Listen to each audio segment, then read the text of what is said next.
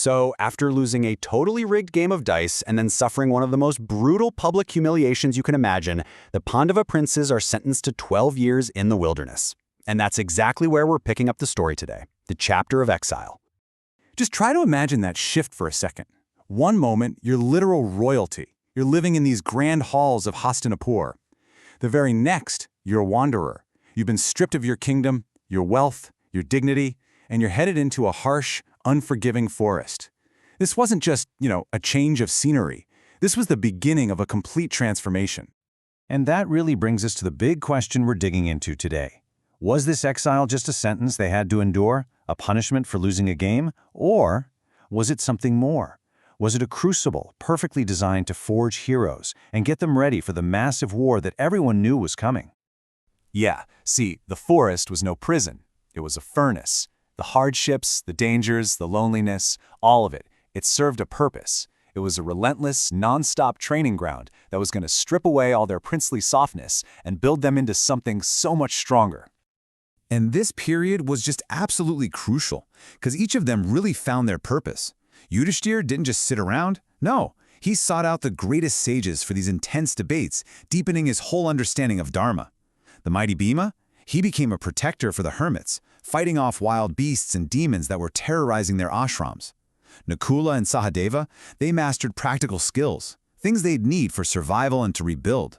And right at the center of it all was Draupadi, their unyielding core, her fiery spirit reminding them every single day what they were fighting for. But all those practical skills and all that resolve, it wasn't going to be enough. The sage Vyasa shows up with this critical piece of advice. It's really a prophecy. He tells them straight up, the war is coming, and to win it, their greatest archer, Arjuna, would need way more than just his human skill. He was going to need the weapons of the gods themselves. And just like that, one of the most epic solo journeys in the entire Mahabharata kicks off. Arjuna leaves his family behind, travels all the way to the Himalayas, and starts this incredibly difficult quest, not just for weapons, but for the worthiness to even wield them. I mean, this was a test of mind, body, and spirit. And his path was anything but easy. For years, he performed these severe penances, just enduring the brutal cold of the mountains. Then, one day, his concentration is broken by a wild boar. He shoots it, but at the exact same moment, an arrow from some mysterious tribal hunter also hits the boar. A massive duel breaks out over who shot first, and Arjuna, even with his legendary skill, is just completely outmatched. And it's only then that he realizes, this hunter is no mortal. It's Lord Shiva, right there, in disguise, testing him. Shiva, totally pleased by his courage and his devotion, grants him the ultimate weapon, the Pashupatastra. Now, this was not just another powerful arrow. We're talking about a cosmic weapon of immense, almost unthinkable power. The kind of weapon that could decide the fate of the entire war in a single moment. With this, Arjuna goes from being a great warrior to a divinely armed champion. But here's the thing. While Arjuna was off on his divine quest, the rest of the family wasn't just sitting around waiting. No, they were facing their own trials, and these tests were just as crucial for the war to come. Yeah, these tests weren't about getting divine weapons, but they were about something maybe even more important: character. We're talking trials of resolve when you're insulted, and trials of humility when you're facing your own ego. At one point during their exile, the king Jayadratha tries to abduct Draupadi. Now, the Pandavas rescue her, but that incident is this brutal reminder of her public humiliation back in the court. Her words here, they aren't just a cry for revenge. They are the fuel that keeps the fire of justice burning in her husband's hearts. She makes sure they never, ever forget what they're fighting for. Then it's Bhima's turn. He's walking along and he finds this old monkey blocking his path. Bhima, so proud of his incredible strength, arrogantly tells it to move its tail. The monkey says, "You move it." So Bhima tries to lift it, and he fails. He can't even budge it an inch. And it's then that the monkey reveals his true form.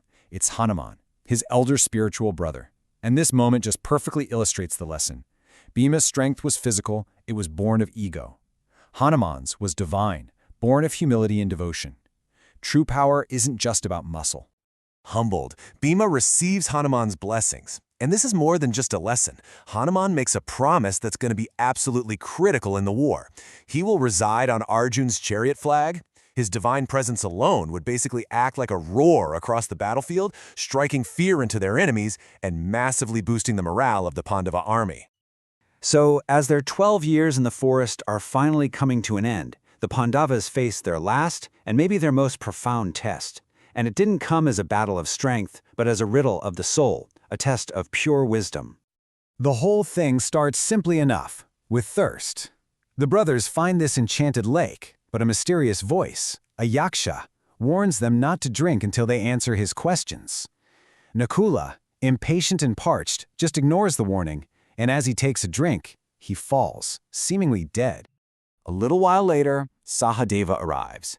He sees his brother fallen, and he's just overcome with his own grief and thirst, so he also ignores the warning. He drinks, and he collapses right there beside Nakula. The mighty Bhima is next. He finds his younger brothers lifeless, and he just roars in defiance. He scoffs at the unseen voice, challenges its power, and drinks deeply from the lake, only to suffer the exact same fate. And finally, Arjuna arrives, the hero of the heavens, wielder of divine weapons. He sees his brothers, he draws his bow, he's ready to fight. But the voice is clear. This is a test of wisdom, not weapons. Believing his own power is enough, Arjuna also drinks, and he too falls. 4 of the 5 brothers now lie lifeless, defeated not by some huge army, but by a riddle. So when Yudhishthira finally arrives, he finds this scene of just utter devastation. But unlike his brothers, he doesn't act with pride or with anger. He listens, and he understands. He agrees to answer the Yaksha's questions, and we're talking dozens of them, on the nature of dharma, life, death, truth. And he answers every single one with this profound wisdom, proving his complete mastery of dharma. And this, right here, is the ultimate takeaway. The Yaksha, who reveals himself to be Dharma, is so pleased with the answers that he revives all the brothers. The 12 years were complete. This whole period was never a punishment they had to endure. It was a forge that had completely transformed them. They walked into that forest as exiled princes, but they emerged as warriors, sages, and kings, totally prepared for their destiny. But their ordeal? It wasn't over. Not by a long shot. The furnace of the forest was behind them. Now they had to face their 13th year, the year of living incognito. And this was going to be the final, and by far the most dangerous, test of them all. 12 years of hardship, of growth, of divine preparation, they were finally complete. They had survived. They had become stronger. Because now they had to hide in plain sight, serving in the court of a foreign king. And if they were discovered at any point during that year, the whole sentence would reset. They'd face another 12 years of exile. I mean, the stakes had never been higher. And in that court, their greatest and most immediate threat would come from one man, a name that would test Draupadi's resolve and Bhima's restraint to their absolute limits: Kichaka.